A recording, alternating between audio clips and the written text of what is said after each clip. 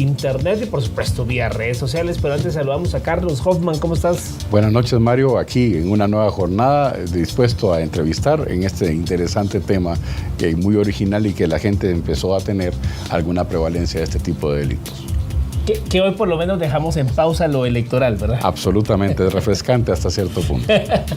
Es como cuando abrir la ventana en el carro, ¿no? Así es. Y te entra una bocanada. Absolutamente, es refrescante, absolutamente. Innecesario a veces, ¿verdad? Así es. Pero bueno, ponga mucha atención porque seguramente a usted le han llegado mensajes vía WhatsApp que le están ofreciendo trabajos o que alguien que es un familiar que dejó maletas perdidas en el aeropuerto. O sea, todas estas modalidades que han surgido en cuanto a estafas, en cuanto a gente que quiere sacar dinero o extorsionistas, imitadores de extorsionistas. O sea, hay una gama ya de delitos cibernéticos que vamos a tratar de abordar y sobre todo darle a usted consejos para que se proteja y no caiga en las garras de estas redes de criminales. Vamos a hablar vía Zoom con Débora Mesa, consultora en ciberseguridad, y con Jaime Morales, director de Jóvenes Ciberseguros, Observatorio de Delitos Informáticos, para aclarar estas nuevas modalidades y sobre todo cómo podemos prevenir no ser víctimas de estas redes que se valen de los teléfonos, redes sociales para sus fechorías y delitos. Muy buenas noches. Buenas noches, un verdadero gusto estar por acá acompañándoles con este tema tan interesante. Débora, empecemos con usted. Un poco, ¿cuál es la prevalencia de estos delitos que cada vez son más comunes, me imagino, y cuáles son los delitos, ciberdelitos, que realmente se cometen más en Guatemala? Sí, pues el uso de la tecnología cada vez nos ha abierto puertas a que pues tenemos muchas opciones como esta entrevista virtual, clases virtuales, teletrabajo, pero con ello vino también el aumento de ciberdelitos. Y los que más se cometen en Guatemala, pues lamentablemente están relacionadas a infantil, que es algo que sucede, el tema de las extorsiones, estafas digitales. Cabe mencionar que no existe una ley que tipifique el ciberdelito como tal, pero el fenómeno se está dando y pues cada vez aumentan las denuncias, temas que están relacionados con entidades financieras, que la gente pues cae víctima de alguna estafa por ahí y pues lamentablemente le sustraen sus fondos, ¿verdad? Entonces es de lo más común que se está dando, suplantación de identidad. Hasta a mí me pasó, pues tuve que reportar un perfil porque tomaron una de mis fotos y crearon un perfil falso, pero hay mecanismos para denunciarlos y hay gente que se está haciendo pasar por uno, ¿verdad? Y pidiendo dinero, estableciendo alguna conversación que pareciera que fuera uno, ¿verdad? Y con aquello de que la amistad dice, se ve en un problema, tiene una necesidad, le voy a apoyar, y pues caen lamentablemente en este tipo de suplantación de identidad que muchas personas utilizan hoy para hacerse de fondos y estar ahí cometiendo actos delictivos. Ahora, Jaime Morales, digamos, ¿cómo pueden las personas empezar a protegerse? Porque la gran pregunta es, ¿cómo esta gente obtiene mi número de teléfono, por ejemplo? ¿Cómo esta gente puede obtener mi perfil de redes sociales? ¿Por qué me escriben? O sea, ¿cómo puede uno evitar llegar a caer en garras de esta gente? Muy buenas noches, gracias. Solo para confirmar, ¿sí me escuchan, verdad? Sí. Sí. Muy bien, gracias. En relación a lo consultado, muy certero, a veces hablamos mucho del problema y a veces yo pongo ahí la metáfora de que es como una masa de pizza. La masa vamos a hacer más grande, pero hay que enfocarnos en la solución. En relación a eso, ¿cómo es que llegan a obtener nuestros datos? De muchas maneras, incluso desde las aplicaciones que nosotros instalamos y las actualizaciones que nosotros usualmente tuviéramos que leer, pero no se lee, a veces por cuestión de tiempo, por la utilidad de la aplicación o por la sobreconfianza que puedo llegar a tener. Entonces instalo la aplicación, entonces esas aplicaciones recopilan, porque nada es gratis en el ciberespacio, todo tiene un costo, ya sea un trueque, y recopilan datos como navegación, incluso también número celular, de ahí hacen almacenamientos de esos. Y aunque la empresa quizás no le vaya a dar mal uso, porque quizás por seguridad, para individualizar bien a la persona, Pero ¿qué pasa cuando esa empresa llega a ser vulnerada en su seguridad? Entonces, esa base de datos ya se filtró. Hay otras maneras que uno automáticamente da la información. A veces uno mira algún stream y dice comenta o comenta tu fecha de nacimiento. Entonces, como saben de que usualmente las personas no esconden su correo en el perfil y usualmente usan la fecha de nacimiento, entonces dice, bueno, esta persona comentó su fecha de nacimiento, probemos si es su contraseña. Esa es otra manera. Otra manera que puede haber es de que uno mismo les da la información en el momento de llenar un formulario. ¿Quieres una cuenta, una suscripción para tal plataforma como streaming, como hay muchas, ¿verdad?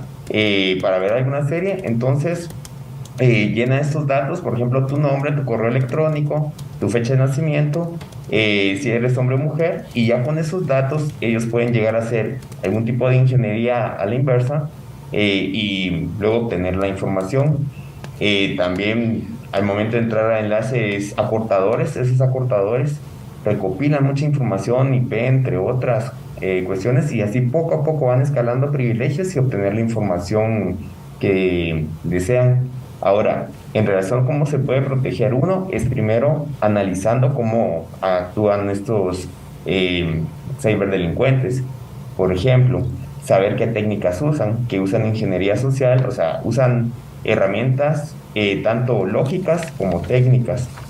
Entre las lógicas que usan, incluso los delincuentes tienen su protocolo para cómo actuar, estudian bien a su víctima y saben y miran el protocolo que mejor se adecúan, usan principios de empatía, principios también de, por ejemplo, de falacia a la autoridad, por ejemplo, también pueden usar algún tipo de aprobación social. Hay como muchos lo hacen, entonces pues debe ser bueno.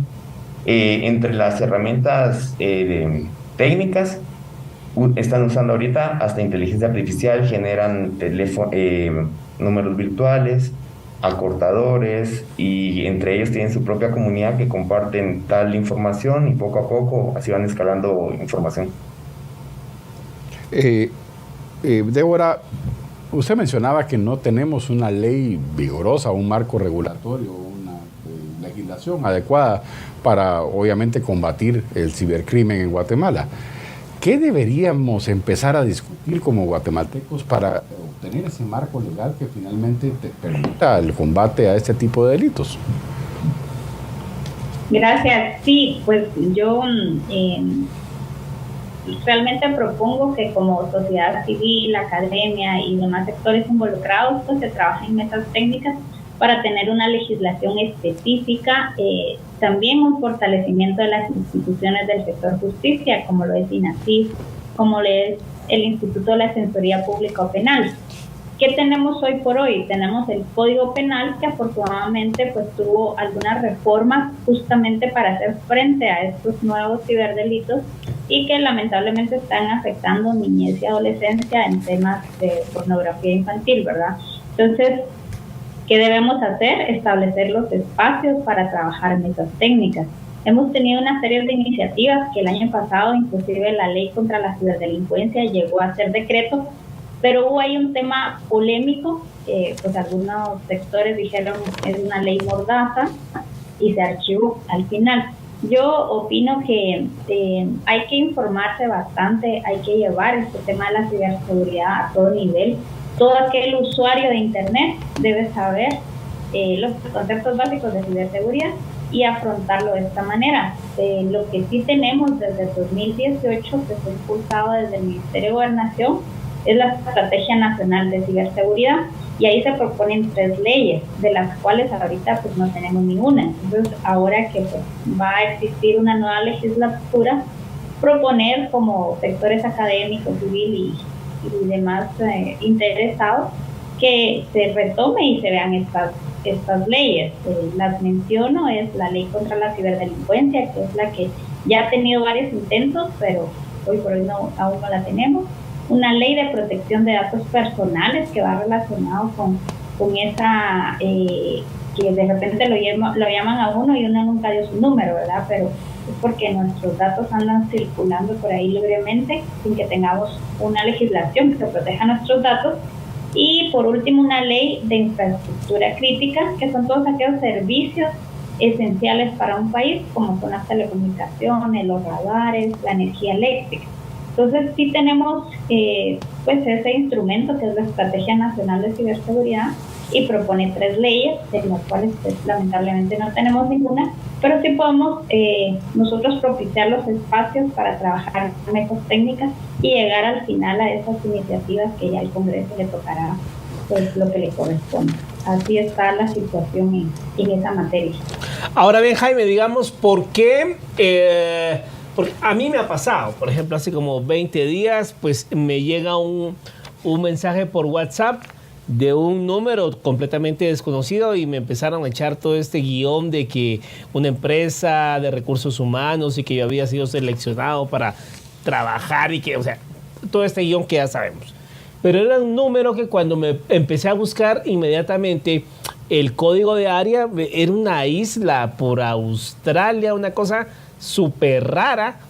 O sea, obviamente la persona no estaba en esa isla, pues, pero ¿por qué esos números tan raros paran contactando a gente acá? ¿Son números que están realmente en esas islas o en esas regiones tan perdidas de Europa?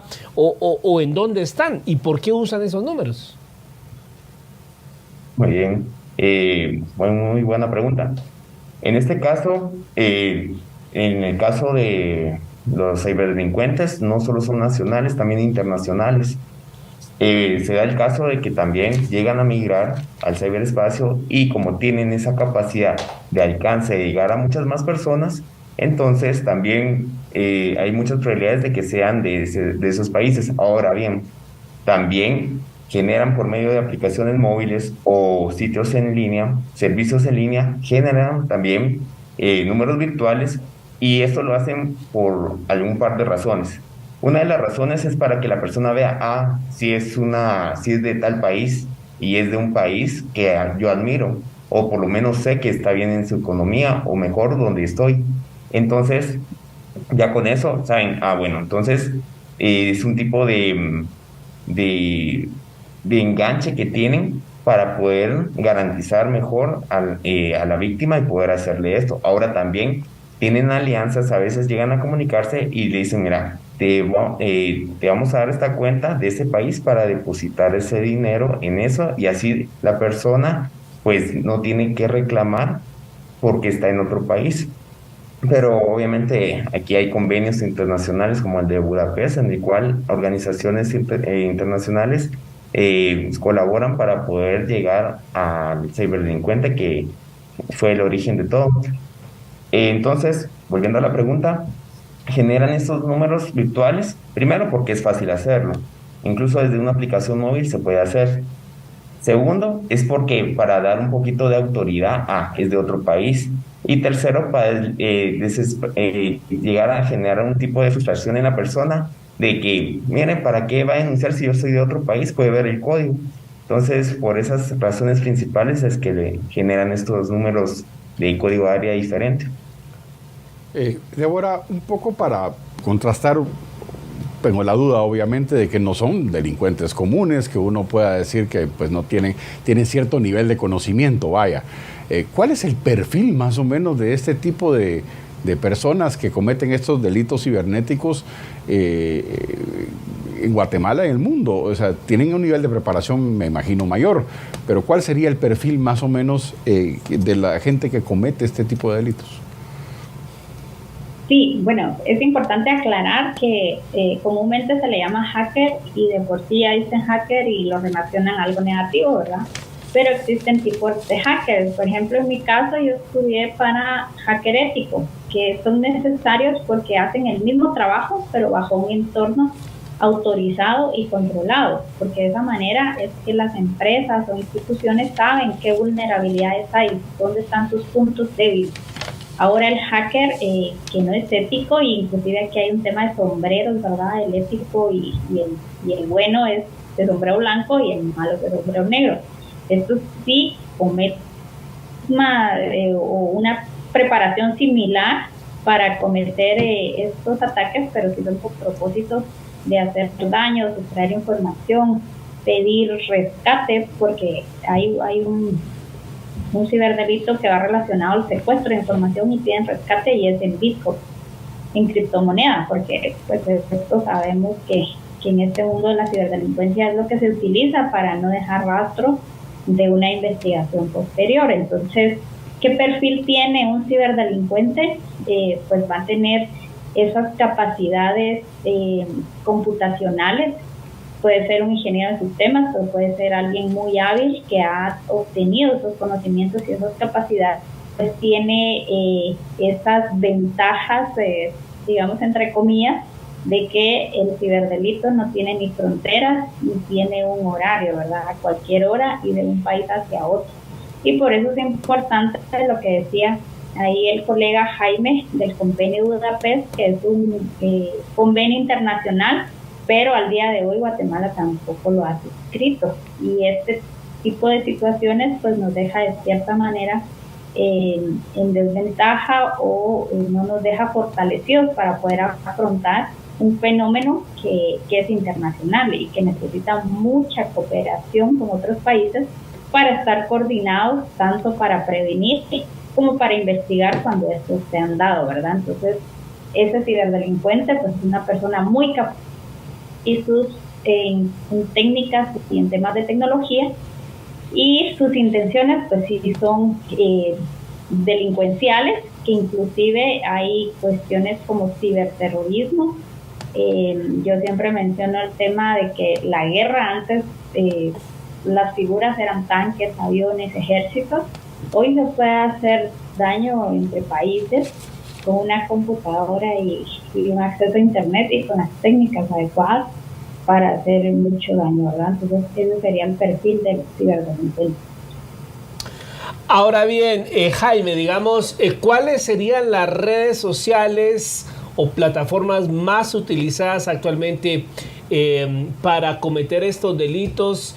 Y en Guatemala, digamos, ¿cuál es la plataforma o red social en donde la gente está siendo más acosada y está siendo víctima de estas redes? Muy bien, en relación a eso, usualmente lo que usan es servicios de mensajería instantánea, como sería WhatsApp o Telegram, y otras redes sociales más comunes que llegan a utilizar, por ejemplo, es Facebook. ¿Por qué? Porque saben que hay personas que quizás no se llegan a prestar a tener otras redes sociales que usualmente están enfocadas, orientadas para gente joven. Entonces saben que en Facebook hay muchas personas que ahí abrieron su cuenta y ahí permanecen, y usualmente son personas que es más fáciles de engañar, y no por esto quiero llegar a generar un sesgo, pero a veces por los valores de las personas son más susceptibles a ser más, a creerles a las demás personas, y entonces usualmente Facebook es una de las principales fuentes, y WhatsApp como mensajería instantánea para poder llegar a contactar a sus víctimas y poder aprovecharse de ellas. Débora, un poco para comparar con otros países que tienen obviamente legislaciones sobre habeas data y sobre otro tipo de situaciones, ¿cuáles son los marcos regulatorios que más éxito tienen en el mundo y cuál se adaptaría más a nuestro país? Sí, pues digamos, marcos regulatorios a nivel internacional de buenas prácticas, pues está la famosa ISO, ¿verdad? Que en este caso para seguridad de la información es ISO 27001. Entonces, son a nivel de instituciones y de empresas pues que se toman estos marcos regulatorios que nos dan las buenas prácticas y las directrices de cómo abordar esta situación, y va muy enfocado a instituciones bancarias, que son los principales focos de ataque de los ciberdelincuentes, porque ahí hay intereses monetarios, ¿verdad? Entonces, ISO 27001 sería un primer marco regulatorio. A nivel internacional, el Convenio de Budapest, impulsado por el Consejo de Europa, es la que la mayoría de países, si vemos el contexto latinoamericano, ha implementado. Y asimismo, pues sí han trabajado leyes específicas para abordar la ciberdelincuencia y la protección de datos. Una institución importante que ha prestado asesoría y ha propiciado espacios de trabajo en combate a la ciberdelincuencia es la OEA, que ha estado pues acompañando los procesos de estrategias, de leyes y de capacitaciones y demás coordinaciones a nivel latinoamericano, que inclusive hizo un estudio donde resultó que las entidades financieras de Latinoamérica en un 94% habían sido atacadas, y fue un caso reciente. En Costa Rica tuvieron serios problemas con ataques a uno de los bancos principales de Costa Rica. Entonces, esas serían las referencias que podemos nosotros tener. También vale mencionar que hay un fortalecimiento institucional, por ejemplo, en Colombia, que tienen un ministerio de tecnología, le llama el MINTIC, y tienen líneas de trabajo específicos en ciberseguridad, porque realmente esto viene en aumento. Realidad que se está dando, y las previsiones va a seguir en aumento. El delito tradicional ha migrado a formatos de ciberdelitos, ¿verdad? Está la famosa la Deep Web o la red oscura, donde ahí se ven cosas como trata de y una serie de delitos que ya migraron a ese formato virtual. Entonces, esas serían algunas referencias que otros países están adoptando en materia de ciberseguridad. Ahora bien, Jaime, digamos, ¿cómo podemos empezar a tener precaución y sobre todo a no ser víctimas de estas personas? Digamos, ¿cuáles pudiesen ser las primeras señales en donde algún mensaje efectivamente pudiese ser de alguna de estas redes? ¿Cómo podemos empezar a protegernos? Muy bien. En relación a eso, es primero cerciorarse del código. Hay listas negras de números en los cuales personas ya reportaron sobre cierto número, entonces uno puede consultar el número en internet. Esa es una. Otra manera que se puede hacer es de que usualmente usan fotografías de personas que quizás no son tan conocidas, pero aquí viene otra cuestión que usan bajo el principio de empatía, siempre basado bajo los delincuentes, es que usan personas bien parecidas para así ya mediante características biológicas la persona tenga tendencia a una prestación mejor a creerle a lo que dicen, algo conocido como efecto halo. Entonces lo que uno puede hacer es tomar la fotografía y poderla usar en algún buscador de imágenes como TinEye o también el mismo buscador de Google en la sección de imágenes y hacer una búsqueda inversa y ver de quién están usando la fotografía. También al momento de que le estén promocionando algo a uno, por ejemplo, a veces servicios de inversiones, también puede ser al momento de ingresar enlaces y también al momento que nos estén preguntando más o menos de cuánto es nuestro presupuesto, ingresos.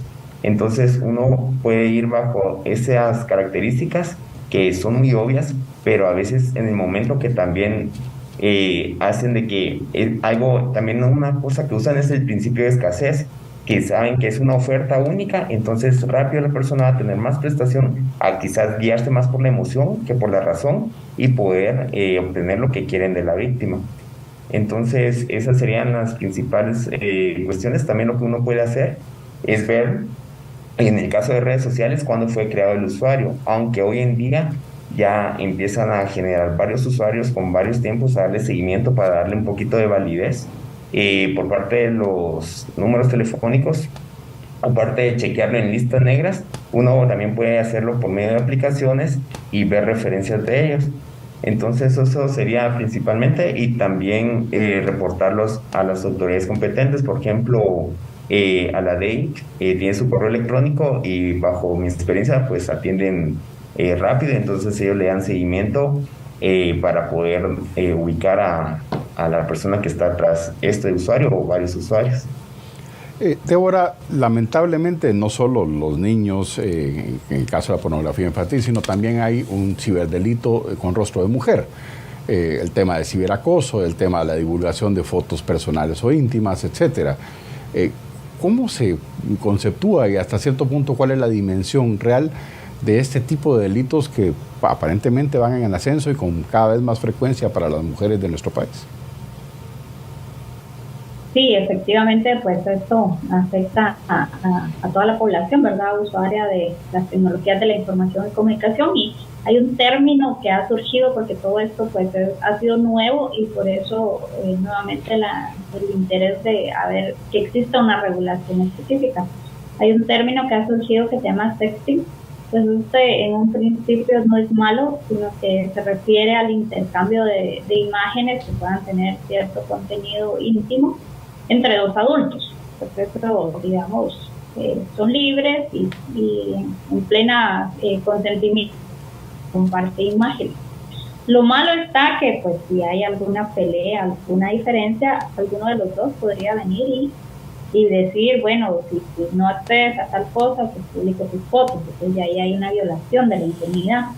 Y puede ser que no sea ninguno de los dos, sino que también hay un tipo de técnica que se llama man in the middle, ¿verdad? Hombre en el medio, que es un tipo de intercepción de la comunicación, y esa imagen o esas imágenes se podrían filtrar, y pues si se publican, pues ya el tema ya suele ser muy fuerte, y en adolescentes inclusive hay casos que han llegado hasta suicidios, porque la presión social es muy fuerte, y por eso mi recomendación es que cualquier fotografía que publiquen, desde el momento que ya sale al internet, aunque mis controles sean que mi perfil es privado, esa información ya salió de mi control y cabe la posibilidad que esta sea expuesta y que pueda ser utilizada de manera no apropiada. También hay casos en que contactan a jovencitas a través de la red social y las citan en algún lugar. Esto puede terminar en violaciones y hasta asesinatos. Entonces, el riesgo es latente, por eso es tan importante hacer concientización de estos temas, mucha educación para poder prevenir y que tengamos esa seguridad o esa confianza de quién está detrás del dispositivo, porque la fotografía puede ser muy bonita, la charla puede ser muy interesante, pero quién está detrás, pues tener todas esas medidas de prevención para no ser víctimas de temas muy lamentables. Ahora bien, Jaime, digamos, ¿qué tan rápida es la reacción de las autoridades en cuanto a si uno denuncia estas cosas? Porque, digamos, está la idea en la población en que este tipo de denuncias, pues, pasan desapercibidas por el Ministerio Público, son tantas y, digamos, no se atiende, pero ¿es realmente así? Bueno, por parte del observatorio, las notas que se generan siempre por parte de las autoridades y también por parte de los medios y también por parte de las estadísticas y testimonios que se recopilan, en este caso es de que las autoridades sí reaccionan rápido, pero sobre todo donde se han detectado, donde se notifican más detenciones de delincuentes, es en el ámbito de pornografía infantil. Ahí sí la reacción es mucho más rápida. No con lo otro estoy diciendo que no le den seguimiento, sí, solo que a veces por la prioridad en la protección del menor, entonces actúa más bajo cuando hay casos de pornografía infantil. Aparte de eso, hay que ser conscientes de que los elementos a veces los asignan para otras funciones, o a veces en ciertas transiciones, o a veces solo no son un departamento, a veces solo...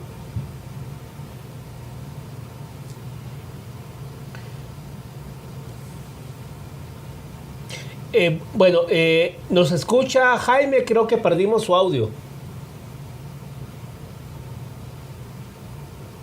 ¿Me indican? ¿Me escuchan ahí? Ya. Adelante, por favor, adelante. Muy bien. Entonces, ¿sí se escucha bien? ¿Por sí, pero hay un delay ahí. Bueno, ¿ya? ¿Nos escucha Jaime? Continúe, por favor. ¿Me escuchan ahí? Sí, perfecto, sí. ¿Sí me escuchan ahí? Sí, perfecto, sí. Muy bien. Solo...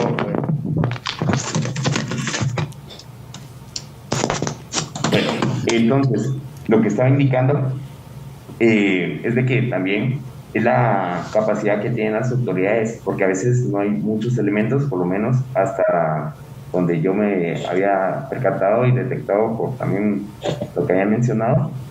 Ahora, donde le dan una prioridad es en los casos de pornografía infantil. En los demás casos, también cuando hay involucradas mujeres, también, sobre todo por prioridad, por ejemplo, usando la ley de femicidio, también. En el caso de hombres, cuando son estafas, sí les dan seguimiento, pero al momento de haber mucha demanda, entonces no se logra tener esa cobertura que se deseara. Entonces, en ese tema, la reacción por mi parte cuando he denunciado, y también por parte del testimonio de otras personas, es de que por parte de la división de DEIC de cibercrimen, sí atienden inmediato. Ahora por parte del Ministerio Público sí la atienden, pero uno tiene que estar dándole seguimiento por la demanda que también tienen ellos por otros casos. Débora, obviamente hay también un tema de difamación en algunas de las situaciones que se dan en las redes sociales. Hasta cierto punto difícil de perseguir un alias o un perfil que no necesariamente da su nombre. De hecho, en la campaña política me imagino que pues, surgieron una serie de versiones que también obviamente generaron difamación. ¿Cómo se persigue este tipo de situaciones si la identidad del sujeto que lo lanza se esconde en el anonimato? Sí, lamentablemente están estas famosas noticias falsas. Es muy común y es un tema que afecta aquí en Guatemala, en Estados Unidos, en todo el mundo, ¿verdad?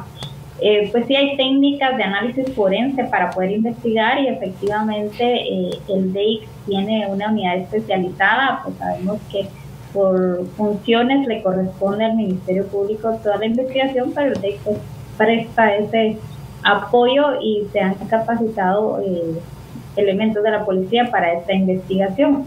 Y es ahí donde ayudan mucho todos esos marcos de cooperación internacional, porque hay que seguirles la pista pues por todo el ciberespacio, que como habíamos dicho no tiene fronteras y que puede ser de un país a otro, ¿verdad? Entonces sí hay técnicas de análisis forense para poder seguir la pista.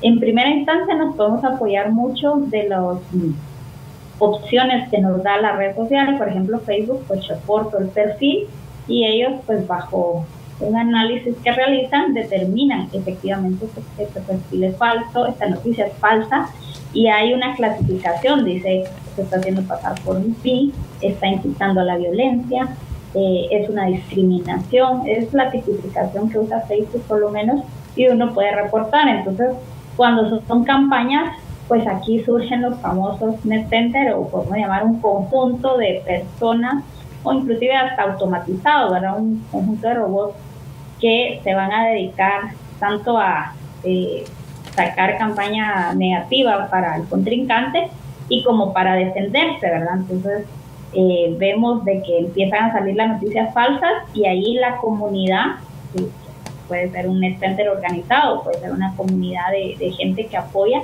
empiezan a denunciar y así es como se trabaja, ¿verdad? Con comunidades que tanto si están generando notas negativas o falsas, pues también la otra comunidad empieza a reportarlas y es la forma como contrarrestan todos estos tipos de ataques. Es un tanto complejo porque cada vez se han ido especializando más para no dejar rastros, pero sí se tienen los mecanismos y bajo las compañías, ¿verdad? Que en este caso es Meta, ¿verdad? Encargada de Facebook, de Instagram y una nueva red que salió, pues de hacer los reportes e investigaciones y auxiliarse con las entidades que corresponde, que en Guatemala pues el Ministerio Público con auxilio del DEIC para poder hacer esta investigación forense y determinar quiénes son los autores de estas situaciones. Es difícil, pero sí hay mecanismos y técnicas para poder abordar. Y Jaime, digamos, ¿cuáles pudiesen ser algunas recomendaciones, sobre todo para los jóvenes, ¿no? Digamos, hay, bueno, esto lo maneja cada quien en su hogar como lo considera apropiado, pero derivado de la pandemia también, pues muchos jovencitos tuvieron que empezar a recibir clases vía computadoras o dispositivos móviles, digamos sobre todo para adolescentes jóvenes que utilizan pues la mensajería como WhatsApp. ¿Cuál sería la recomendación para los padres y para los jóvenes para que no sean víctimas, sobre todo de ese punto que ustedes mencionaban, digamos, todas estas redes de pornografía infantil, pornografía, tratan de sacar a veces fotografías de jovencitas para venderlas en otro lado del mundo, etcétera? ¿Cuáles pudiesen ser algunos lineamientos para prevenir y proteger a la juventud de esto? Muy bien. En relación a la pregunta, hay estafas donde caen los jóvenes, ¿cierto? Los adultos caen, pero cuando buscan el factor monetario, que es más propenso que lo tengan. En el caso de los jóvenes, son estafados. Ejemplo, en México la estafa que está siendo muy recurrente en los jóvenes es de que les indican que pueden ganar grandes cantidades de dinero, pero a partir de una inversión. Entonces, les solicitan un ejemplo, una inversión de $5, entonces, y pueden duplicar su dinero en un par de momentos o un par de horas, depositan esos $5 y cuando miran, les depositaron a ellos $10 y así van en 2 o 3 turnos de ida y vuelta, pero ya cuando la cantidad ascendió a por lo menos considerable, entonces ya no le vuelven a depositar. Esa es una. También puede ser algún tipo de fraude amoroso, el momento de indicarle, mira, si me compartes, obviamente con ingeniería social, yo sé que te gusta este producto, yo te lo puedo comprar, pero con la condición que me compartas una fotografía. Y los grandes pedófilos así han logrado obtener grandes cantidades de material, porque una vez le compartió esto, ya estudiaron al joven y saben todos sus contactos, sus familiares, y le indican, si no me compartís otro material explícito que yo te estoy solicitando, voy a compartir el que ya tengo para tus familiares. Entonces lo empieza a chantajear y extorsionar. Otro que cae en los jóvenes es el momento de ofertas de trabajo, que a veces ellos, por querer tener algún poder adquisitivo, y como son menores, se les es más difícil tenerlo, entonces les piden que envíen ciertos datos porque les van a dar un contrato en algún club deportivo o como influencer, o algún influencer salió ahora para poder promocionarles la posibilidad de trabajar con ellos. Esa es una de las maneras de fraude que llegan a caer los jóvenes. Ahora, la manera que los papás pueden llegar a proteger a sus jóvenes.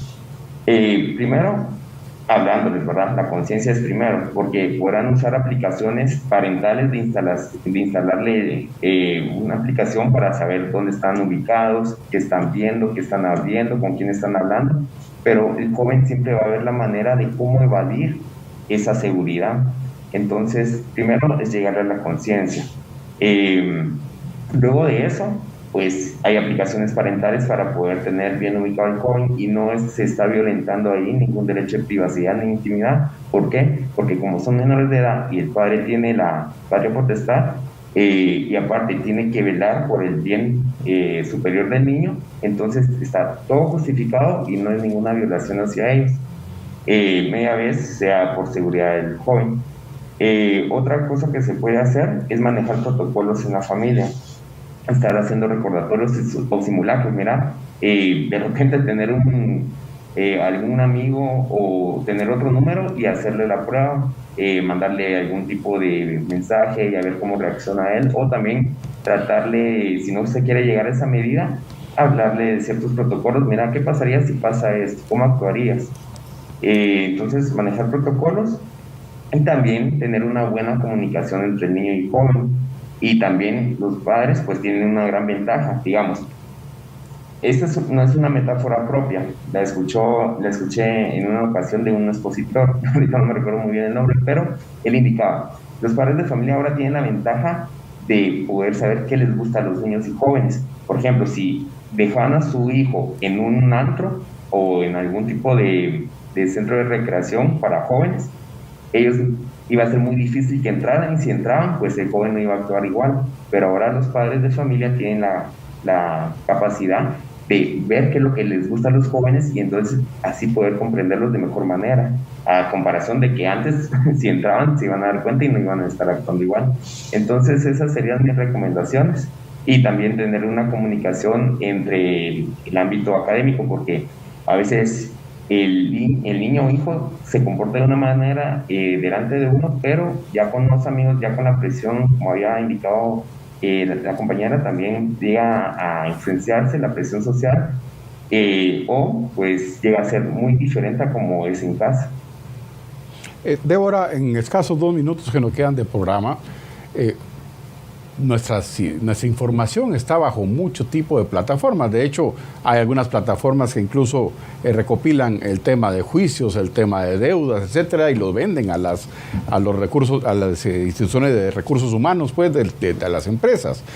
¿Cuán seguros están nuestros datos en Guatemala y cuánta garantía tenemos de que no ocurran situaciones de divulgación de nuestros datos de forma ilegal? Sí, lamentablemente, pues a falta de un marco regulatorio, pues es que se dan estas situaciones donde prácticamente se comercializa con esta información.